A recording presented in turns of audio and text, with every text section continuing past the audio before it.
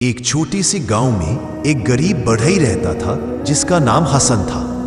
हसन बहुत मेहनती था, लेकिन ईमानदारी उसकी जान थी। वह कभी किसी का एक तिनका भी नहीं लेता था। एक दिन गांव के अमीर सेठ ने हसन को बुलाया और कहा, मुझे एक सुंदर संदूक बनाना है। इसमें मैं अपनी सारी दौलत रखूंगा। तुम इसे इतना मजबूत बनाओ कि कोई ताला तोड़कर भी ना खोल सके। हसन ने संदूक बनाना शुरू किया। कई दिन लगन से काम किया। संदूक तैयार हुआ, इतना खूबसूरत और मजबूत कि देखने वाले दंग रह जाते। सेठ ने संदूक देखा, बहुत खुश हुआ और कहा, अब इसमें मैं अपनी सारी जमा पूंजी रखूंगा। तुम इसे मेरे घर ले आओ। हसन संदूक लेकर सेठ के घर पहुंचा। सेठ ने संदूक खोला, अपनी सारी सोने चांदी की अशर्फियां और गहने उसमें भरे, फिर ताला लगाया और चाबी अपनी कमर में बांध ली। उसके बाद हसन को मजदूरी के सिर्फ 10 चांदी के सिक्के दिए।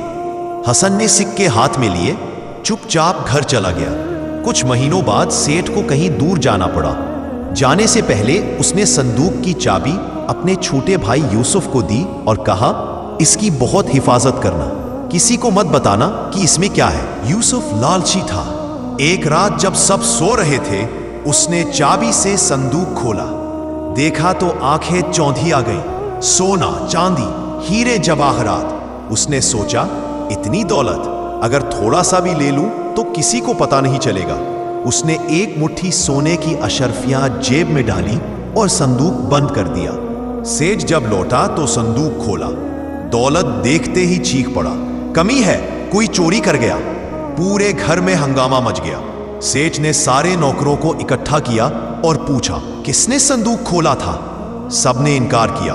आखिर में यूसुफ ने कांपते स्वर में कहा, मैंने सिर्फ एक बार खोला था, देखने के लिए। सेठ गुस्से से लाल हो गया।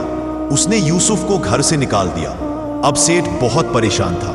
उसे याद आया कि संदूक तो हसन बढ़ई ने बनाया था। शायद उसने कोई गुप्त दरवाजा छोड़ा हो। उसने हसन को बुलाया और गुस्से में कहा, तूने धोखा दिया है, संदूक में चोरी हो गई। तूने जरूर कोई चोर दरवाजा बनाया होगा। हसन ने शांति से कहा, सेठ जी, मैं अल्लाह का बंदा हूं। मैंने आपका संदूक पूरी ईमानदारी से बनाया है। अगर आप इजाजत दें तो मैं एक बार फिर देख लूं। सेठ ने संदूक खोलने को कहा। हसन ने संदूक का तला टटोला, फिर एक जगह दबाया। एक पतली लकड़ी की तख्ती ऊपर उठी। नीचे एक छोटा सा खुफिया खाना था जिसमें 10 चांदी के सिक्के चमक रहे थे। वही सिक्के जो सेठ ने हसन की मजदूरी में दिए थे। हसन ने मुस्कुराते हुए कहा, सेठ जी, जब आपने मुझे मजदूरी दी थी, मैंने सोचा था कि शायद आपको बाद में शक हो कि मैंने कुछ चुराया है। इसलिए मैंने अपनी सारी मजदूरी का पैसा इसी संदूक के तले में छुपा दिया था, ताकि अगर कभी आप मुझ पर शक करें तो मैं कह सकूं, मेरी मजदूरी का पैसा तक मैंने नहीं लिया, मैं आपकी दौलत क्या चुराऊंगा। सेठ के पैरों तले जमीन खिसक गई।